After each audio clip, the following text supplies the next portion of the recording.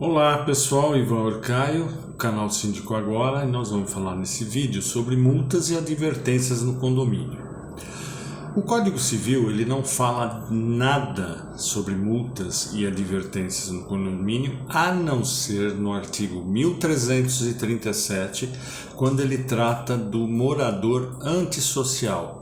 A doutrina passou a chamar aqueles que se enquadram no que descreve o artigo 1337 como moradores antissociais. Então eu vou ler para vocês, tá bom?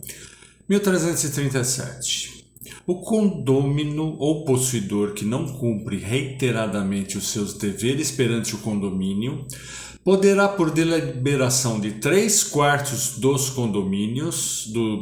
condôminos, ou seja, nunca vai acontecer, ser constrangido a pagar multa correspondente até o quíntuplo do valor atribuído à contribuição condominial, para as despesas condominiais conforme a gravidade das faltas e a reiteração, independentemente das perdas e danos. Ou seja, independente da perda e dano que ele vier a causar, se o síndico conseguir reunir 3/4 dos condôminos, ou seja, quando o legislador fez isso, ou ele nunca morou num condomínio, ou ele morou em condomínio, ou mora em condomínio, e ele não queria aplicar multa. Porque quantas vezes a gente consegue reunir 3/4 dos condôminos, numa assembleia? Acho que nem se a gente fizer um churrasco de graça a gente consegue. Então aí, no 1337, existe a possibilidade de uma multa de até 5 vezes o valor da taxa condominial, e o parágrafo único continua. O condômino ou possuidor que, por seu reiterado comportamento antissocial, gerar incompatibilidade de convivência com os demais condôminos ou possuidores poderá ser constrangido a pagar multa correspondente ao décuplo do valor atribuído à contribuição para despesas condominiais, ou seja, uma multa de 10 vezes a taxa condominial. Só que aí o legislador também não estava muito disposto a facilitar a vida do síndico e do condomínio, porque ele diz o seguinte: até ulterior deliberação da Assembleia. É claro que o legislador poderia ter escrito até decisão de uma próxima Assembleia, mas não, ele colocou até ulterior deliberação da Assembleia. O que isso significa? Que essa multa fica suspensa, e eu acho que tem que ser suspensa nesse caso, porque em qualquer momento, quando se aplica uma multa ou até mesmo uma advertência escrita, tem que se dar a possibilidade para o condômino ou para o proprietário se defender, se justificar ou se omitir. A partir do momento que ele vai se omitir, acabou, aplica-se a multa. Então até você vai cobrar 10 vezes a taxa condominial. Tá certo que para chegar nesse ponto, em condições normais de temperatura e pressão, o síndico não fez isso de bobeira, porque não gosta da pessoa. Ele fez porque houve a motivação. Mas são 10 vezes, não está se brincando, não é dinheiro de feira. Então eu acho razoável que se faça essa assembleia e se dê a possibilidade da pessoa se defender. As duas únicas vezes que eu vi que aconteceu uma assembleia que eu estava presente, uma assembleia por esse motivo, a pessoa era proprietário, morador, se defendeu, e aí não há possibilidade de pedir para essa pessoa se retirar para as pessoas votarem. E é muito difícil numa assembleia se fazer um voto secreto, a não ser que as frações ideais sejam idênticas, aí qualquer voto tem o mesmo peso. Nas duas vezes que eu participei de assembleia por esse motivo, quer dizer, por esse motivo não, entre outros motivos, se fez a possibilidade de defesa do proprietário em não pagar. Essas duas vezes que eu participei, eu não podia influenciar e o síndico não fez voto secreto. E aí você imagina a possibilidade de você votar. Não, eu acho que ele tem que pagar 10 vezes, ou seja, mais da metade da Assembleia tem que votar que ele tem que pagar as 10 vezes a taxa de condominial.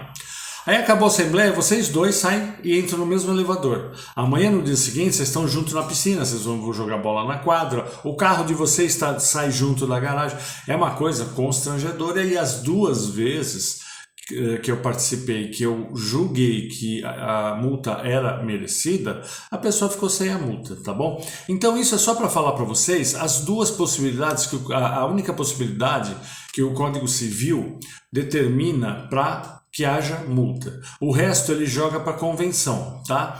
E aí o 1334, pessoal, toda vez que eu puder fundamentar os meus argumentos com artigo de lei, eu vou fazer.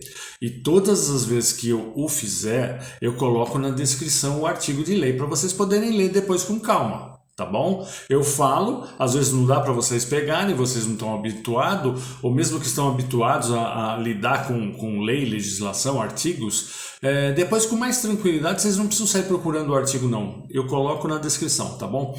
Aí no 1334 eu falo o seguinte: além das cláusulas referidas no artigo 1332, que a gente já conversou sobre o que, na verdade, o vídeo foi a diferença da convenção para o regimento, tá?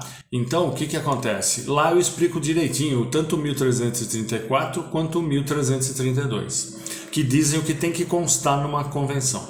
Então vamos lá. Além das cláusulas referidas no artigo 1332 e das que os interessados houverem por bem estipular, a convenção determinará. Pessoal, lembra aquilo que eu te falei, a lei, ela está obrigando. Olha como que está o verbo, determinará.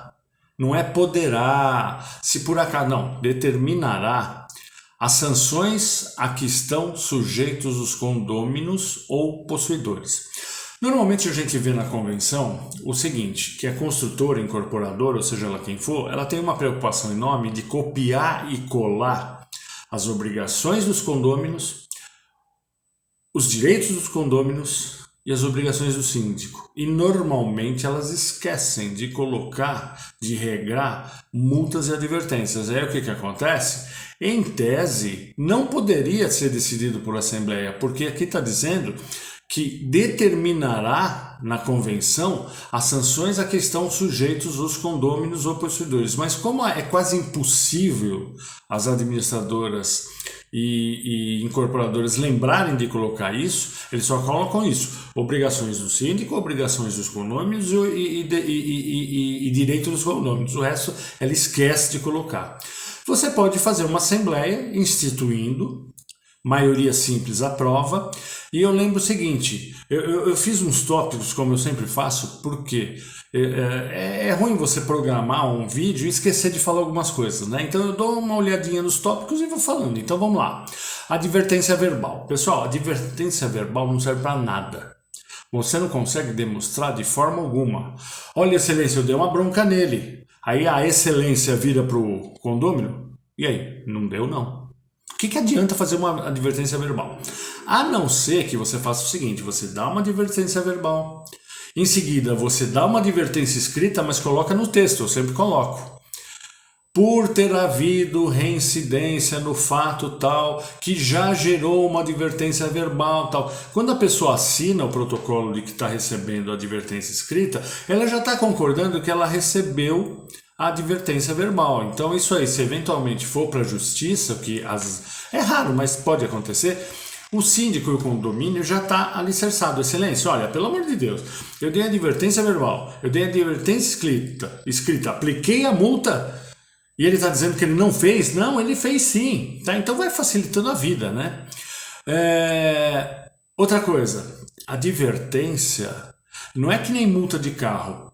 Carro, você entrou na contramão, você recebe a multa e soma pontos na sua carteira de habilitação. Aí, você, no outro dia, você para num lugar que é proibido estacionar, você recebe multa e soma pontos na sua carteira de habilitação. Em condomínio é assim: você recebeu uma advertência, mesmo que escrita, por ter utilizado a quadra num horário superior ao que é determinado, você foi advertido por aquilo. Se amanhã depois você recebeu uma advertência porque você fez barulho na sua unidade, é outra advertência.